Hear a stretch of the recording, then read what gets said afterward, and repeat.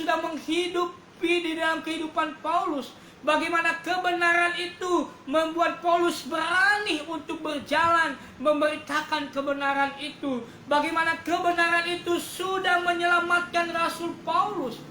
Oleh karena keselamatan itulah Rasul Paulus tidak mengalami keraguan, tidak mengalami kekhawatiran akan hidupnya sekalipun, akan musuh-musuhnya sekalipun.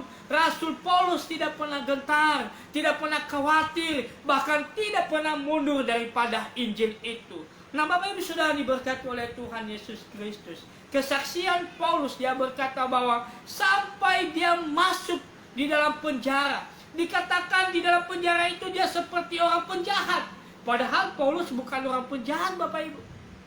Paulus bukan orang yang memberontak. Paulus bukan orang perampok. Paulus bukan orang yang merampas hak orang lain. Paulus dia memberitakan kabar baik, memberitakan Injil, memberitakan kabar keselamatan ini.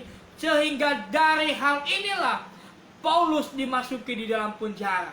Tapi Bapak Ibu Saudara diberkati oleh Tuhan Yesus Kristus, kesaksian Paulus justru memberikan sebuah pengertian yang baru, pemahaman yang baru, sukacita yang baru tentang Injil. Dia katakan, tetapi firman Allah, Injil itu tidak terbelenggu, Bapak Ibu Saudara. Artinya, Paulus secara fisik boleh dibelenggu, boleh dimasuki di dalam penjara, boleh dirantai, bahkan diberikan tempat yang sangat-sangat khusus bagi Rasul Paulus.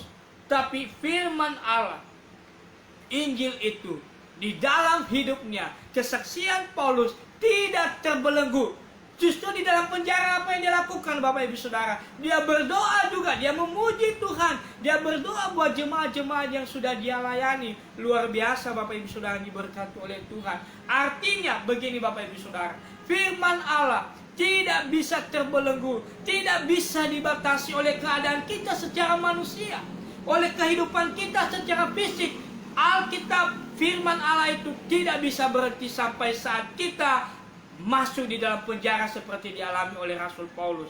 Oleh karena itu, para penguasa yang menganiayai para hamba-hamba Tuhan, bahkan mereka menahan hamba-hamba Tuhan itu, bahkan mereka menghalangi pekerjaan Allah yang besar ini, tetap firman Allah tidak terbelenggu.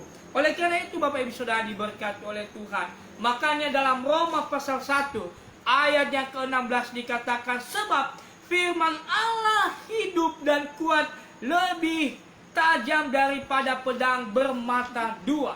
Artinya apa, Bapak Ibu Saudara yang diberkati oleh Tuhan? Firman Allah itu memiliki kekuatan, memiliki power, berkuasa di dalam kehidupan kita.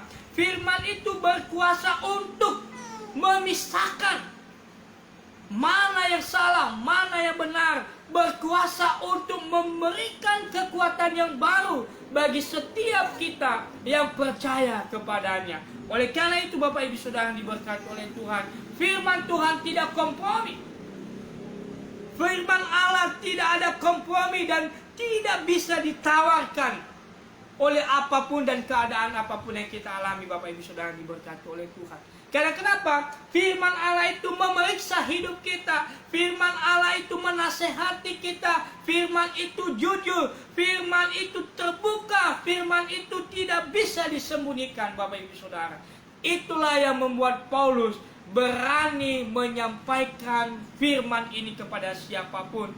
Karena kenapa? Karena firman inilah yang memberikan kekuatan bagi Rasul Paulus. Firman inilah yang membuat